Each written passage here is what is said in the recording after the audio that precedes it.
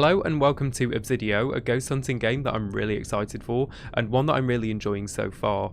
There are two main reasons that I think this game stands out from others. I'm sure you're eager to hear them, so let me start with these. So first of all, one thing I love about this game is that the ghosts can do a crazy number of interactions. They are very, very unique. So currently in the game there's about 50 different types of interactions that the ghosts can do, and they will all do varying things. Some examples are paintings floating down hallway, chairs being pinned to the ceiling, them throwing knives or toys at you, smashing plates, stuff like that, raining blood, stabbing walls. They can do some really crazy things, and the developer Kyle has said that he might aim for between 1 and 200 unique interactions in the game at some point, which is going to be absolutely insane. The stuff they can do is just off the charts completely. And the second main reason that I'm excited for this game is something in relation to replayability. Kyle has touched on the potential for making procedurally generated maps. That's going to add a whole new horror element. Going back into the levels, not knowing what you're going to get. You will be able to customize this as well. He's mentioned in the past, maybe choosing a particular theme, choosing how many floors you want, how many rooms, or letting it be random and just seeing what you end up with. I think that would add a lot of unpredictability when you're replaying, keep a lot of the horror aspects in the game, stop you learning the map and stuff like that. They will also have preset maps if you would rather play that, because I know people have different preferences. Now that's a little bit of why I'm excited for this game in particular. Two things that I think make this game stand out. So now we'll go through the Steam store page. I'll just share with you a few more details about the game.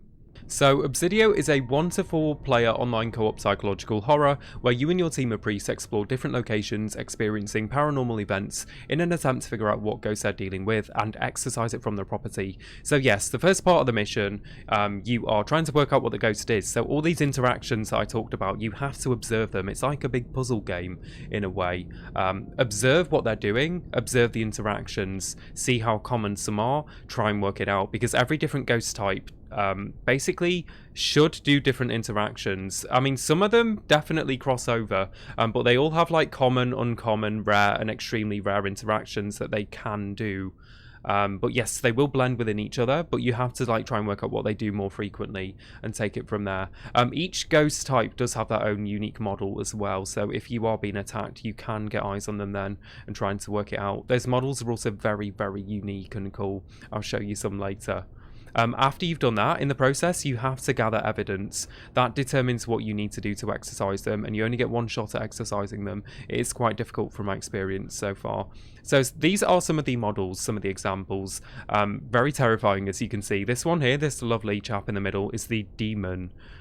This one here is the Brazuka, basically a person that has drowned. And this one here is the Oni, which is the Japanese spirits. Very cool models. They all have their own audio as well, which gives them some like really unique flair, makes them extra scary as well.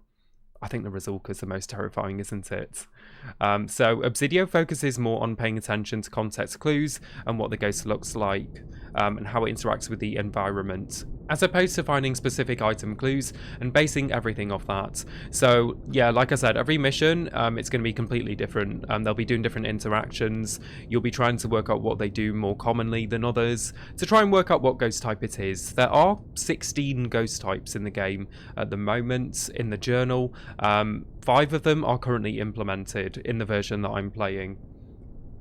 I also wanted everything to revolve around exorcisms, therefore every item that the ghost interacts with, spirit box, EMF, Geiger counter, etc., all change how you approach an exorcism. Currently there are over 45 interactions in the game, ranging from subtle movements of a plate, disembodied breathing, through to the ghost completely smashing walls or making it rain blood. They're just some of the crazy things I was talking about, but I will go in game and show you these later in the video as well. I'll show you them in the journal. You need to pay close attention to what the ghost is doing, as it tells you exactly what ghost you're dealing with. So that's what I love. You're essentially just observing the ghost, trying to figure out the puzzle, and try not to get killed in the process. So they have terrifyingly realistic ghost AI. Not only can they always hear you, the ghosts will always use their own knowledge of the house against you and attempt to cut you off or trap you in dead zones with nowhere to hide or escape. So yeah, the ghosts can always hear you. I've died a few times from talking already. It does also help. You can like try and ask them things, try and get them to talk on the spirit box, try and get them to interact with items and stuff like that. As I said, over There's 16 ghosts that I've noticed at the moment, over 15, to try and exercise, all with different traits, personalities, and abilities. Some of the equipment that you might see use popular ghost hunting equipment, EMF readers, thermos, REM pods, etc. I'll show you them soon. Immersive experience, the graphics pretty decent, realistic ambient sounds, the sound design is very good from what I've experienced so far, and just as I touched on earlier, intent recognition, talk to the ghost with your real voice through your mic. They will completely understand almost everything you say, along with deciding how they want to reply. So yes, the ghosts can hear you, something that I'm just experimenting with at the moment, trying to work out what works best. So that's most of the info you need to know from the Steam store page. Just a couple of little things that weren't touched on there. There is currently no price on the page, so I'm not sure how much it will cost at the moment. It is due to release at some point in August if all goes to plan as well. I'm just going to hop into a lobby. I'm just going to show you some of the crazy interactions that the ghosts can do. So if you press J for journal, this will basically bring up your Ghostpedia section. So at the moment, these are the ones that are currently in the game, but these are the ones that will be in the game at some point. You've got 16 of them, as you can see here. They all have their different interactions, like I said. So let's take the effigy as an example. So the effigy is the ghost of a man who died in a house fire. So common interactions for an effigy: flicking light switches, radios on and off, alarms on and off, knocking books off bookshelves, blowing out candles. So you might expect to see them the most frequently. And then uncommon: turning off the breaker, stabbing walls, opening closing doors, rocking the rocking chair, telly on and off, kettle on and off, knocking paintings off walls, stringing the ukulele, ringing mobiles, throwing knives. Rare interactions: smashing bottles, rolling kids' balls, throwing kids' toys, smashing plates, placing crucifixes on the wall, creating graves, not something I've yet to see, changing the player's flashlight, killing houseplants, locking doors, etc. And then extremely rare for this one would be floating paintings down the hallway, pinning chairs to the ceiling, or stealing household items. So you would expect to see most things probably from the first two category from my experience, but you cannot rule out these entirely, you may see them. Then if you go over to a different ghost type, let's go to the Oni. Generally very aggressive, they will do pretty crazy things, the Oni. So very common for them would be completely different things, including throwing knives. And over here, they can do some pretty crazy things, the Onis. Raining blood. I do believe they can stab walls somewhere. I think I saw that one somewhere. But yes, they're very aggressive in general, the Oni. They do have some unique interactions as well. And very rare chance of bruising the player as well. Don't mess with Onis. Don't mess with Onis. And then again, if you just click into the others, you can just see the range of interactions that they all have. But it's great because they all blend into the same pool essentially, but you'll see some doing some more than others. I just absolutely love this mechanic of having common, uncommon, rare, and extremely rare things, but I guess not like having hard limits, so saying the demon can never throw knives, for example. They just might have less of a chance to do it, which I love about this. So that's most of them anyway. So once you have identified them, either visually or via their interactions, you do have unique exorcism steps as well that you have to do. Exorcisms always start with the Bible, then you have to place the corresponding items around it as well, based on what the ghost type is and what evidence you get. So say we have an effigy, you would also have to place an ancient rune and holy water near the Bible to get rid of them, along with any other steps from the evidence you collected. So if we go over to the evidence here, say we had EMF, radiation, and ghost orbs, we would also need to do these things here. We would, if we get EMF, we would need to make sure the breaker is turned off. If we got radiation, we would need to take anti-radiation pills. And then finally, if you got ghost orbs, you would also need to place the REM pod in the room to detect the ghost's movement. So you can see every mission, you're going to get a varying amount of evidence. You're going to get different ghost types. There's going to be a hell of a lot of ghost types, all doing different interactions. There's going to be a lot of replayability. I'm feeling that already. Really enjoyed what I played so far. Also in the lobby, you can press B. You can basically buy and add equipment here to missions, and you can choose your contract here as well. As of now, the version that I'm playing, there are 3 preset maps in the game, all with their own unique appearance, style, ambience, stuff like that. And like I said, they are toying with the idea of procedurally generated maps, so this is something we might see going forward, which is going to add a lot of replayability, in my opinion. I think that's a really exciting feature for this game that makes it stand out. While I'm here in the game, I'm just going to quickly show you the tutorial. I just want to show you some of the equipment that you might use. Some of it may be familiar, some of it might be a bit new as well. There is a lot of equipment in this game and potentially more to come. So this is the little tutorial area that just explains how you use things. So first of all, these are the items that you use as part of an exorcism. Depending on what ghost type you get, you might have to put these near the Bible as well. So you've got holy water, you've got a rune, possessed dog, should be a crucifix here, chalice, and the salt. This is a breaker in the house, obviously controls the power. If you turn on too many lights, you do risk tripping the breaker, having to go and turn it back on. But for some exorcism steps, you might need the breaker off, for example. The exorcism is quite brutal. If you do something wrong, you blow your chance. You only get a one and only type thing, and then the ghost will go really aggressive if you start to mess it up. So do make sure you've done everything correctly before doing it. One thing I've noticed about this game as well is that the ghosts seem to attack you randomly. There doesn't seem to be like a rhythm or a rhyme to when they attack you, which is what I like. I like that there's no mechanic that only makes them attack you from a certain point, because I think that's too predictable. What I love about this is that it's really unpredictable. Definitely keeps you more tense, as it is a horror game after all. Let's have a look at some of these items anyway. These are the types of things you might be using in game. So EMF reader here. Some of the ghosts give off EMF. If you do get an EMF reading, you do have to turn off the breaker as part of the exorcism. Spirit box here, used to chat with the ghosts, quite self-explanatory. There is also this doll that's hidden in the house. You do have to find that and bring that in and place it with the Bible if you do get box as one of these steps for the exorcism, which is quite cool. That doll is always hidden in the house. You can use the spirit box, walk around, and the ghost will actually talk through the doll when you're near it. That's a good way to find it. This is a Geiger counter. Some ghosts give off radiation, and then if they do, you have to take anti-radiation pills. If you take anti-radiation pills when it's not a radiation ghost, they will get much more aggressive, just to stop people trying to spam the pills. So they have thought about that one already. Candles can be used for a bit of light.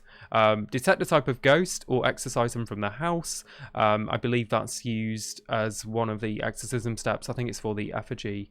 Got a ghost writing book here, pretty self-explanatory. They can write in the book, give you some evidence. This is the Bible, which is basically the centerpiece of your exorcisms. You will put that in first and then build up everything around that, depending on what evidence you get and what ghost type you're going against. Night vision camera here, quite self-explanatory again. Use that to look for ghost orbs. It's very useful because you can walk around and look through it, look through the displays you're moving. You don't need to place it and then go and look from somewhere else.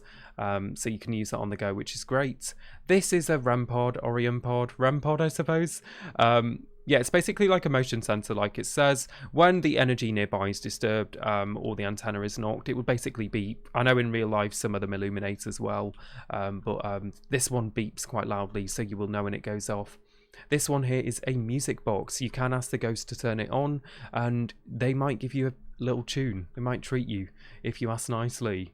And this one is quite unique actually. If you do get music box as evidence, you have to turn on every single radio in the house before doing the exorcism, otherwise it's going to fail. Quite unique, that one. Kind of creepy as well when that goes off. This is definitely the best way to find the ghost, as well as potential evidence. This is the thermometer. So all ghosts will basically make it cold when you're near them. Some will be freezing, which is evidence, and some won't. If it's not freezing, then that's fine. It will still go cold when you're near the ghost. As it says here, it can drop to around 1 degree. Quite unique feature here as well. If you do get freezing temps, you have to make sure your heart rate is above 140 before starting an exorcism. There is a heart rate feature where you can check it on your wrist. You've got like a watch essentially. Basically just being in the building seems to raise your heart rate. Going outside, your heart rate just goes down again. So yeah, you do need to make sure you're above a certain level before you do that. So that's quite a unique feature. I don't know if heart rate currently has an effect on anything else. That's something that I'm still trying to work out. But yeah, very interesting feature regardless. So these are most of the items that you will be using. And like I said, there may potentially be more in the future. There's quite an array of items. Before I round this video up, I'm just going to hop into some of the levels and just show you around a little bit so that you can see what currently exists. This is Potts Road. This is the smallest house. Definitely the nicest house by far as well. The least creepy, although it's still quite creepy, I won't lie. Here we go. So you start in the house actually. You can press T to turn on your flashlight. You can only carry one item at a time. We're not going to be here long, so let me grab some holy water in case I get thirsty or need it for protection. So this is the first house out of the currently 3 preset maps. I will just show you around a little bit. Very creepy ambience in this game, as you can tell already. They've definitely nailed that. Do feel very vulnerable when you're walking around. Love this long corridor as well. Really, really, really creepy. There's a feeling of doom, isn't there, as you're going down, looking down that hallway, expecting to see something in the dark, in the shadows. The breaker is always down in the basement in these, from my experience. So you just open the box here, and boom, breaker's on. If you turn on too many lights, you will blow the power, as I mentioned earlier. So do be careful how many you turn on. I just heard some funky noise to my left. Yeah, if you need to lower your heart rate, you can come outside here. You just press H to check that. Like I said, it's like a little watch. That should be dropping, yeah. Then it goes back up when you go inside.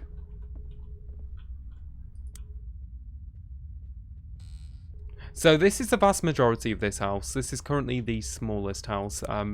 I will show you some of the others as well. Let me just hop into them quickly. Definitely the least creepy house by far, I have to say. Right, let's hop into River Road. This is also 3-bedroom, 2-bathroom with a small basement. Kind of a similar size, to be honest. Quite a different layout, though. Very unique. Here we go. Let's bring the thermo this time. Here goes, here goes. Let me go get the breaker on as well. As you can tell, this one's a bit more run down already. Very atmospheric. Let's get some lights on. Give you a quick little tour.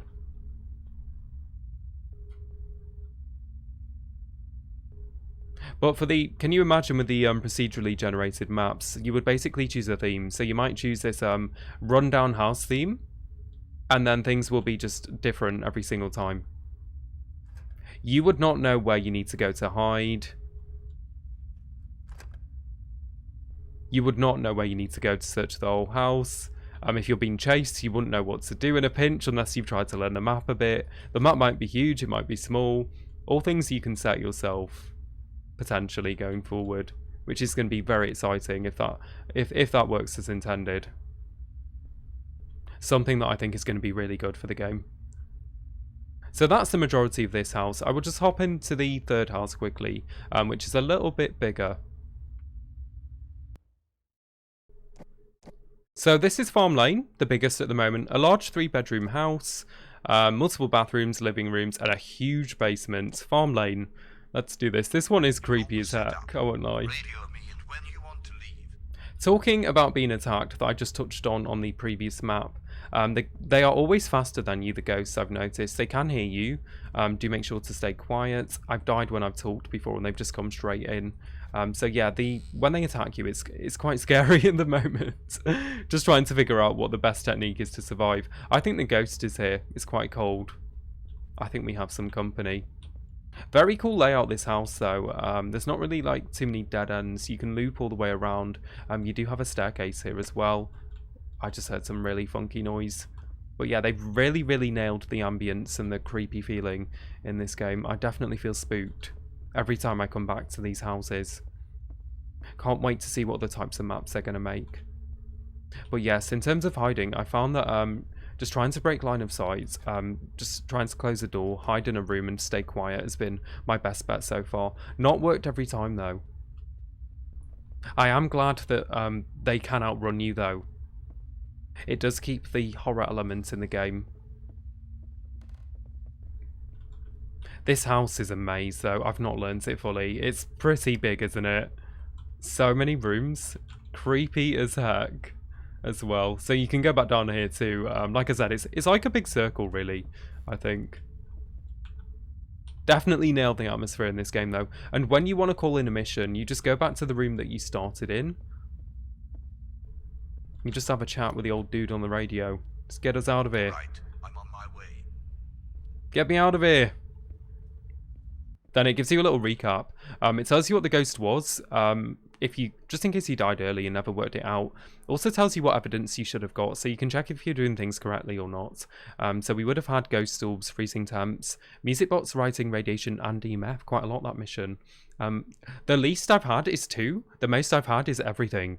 So it really does vary. There's so much replayability in this game, it's kind of insane. But they are the 3 maps currently in the game anyway. Hope you enjoyed that little tour. I hope you enjoyed that little preview of the game anyway. I will put the Steam Store page link down in the description if you want to add it to your wish list. It should be coming out at some point in August if all goes as planned. I will put the Discord link for the game down in the description too. The dev Kyle has been really active with the community so far, which is lovely to see. If you want to ask questions, be part of the community, feel free to join. If you do want to see more of the game, I will be streaming this a lot in the near future. Come check it out, come hang out with us. Link is down in the description, twitch.tv/Nuzzgard. But thank you for watching, as always. Take care of yourself, and I will catch you soon.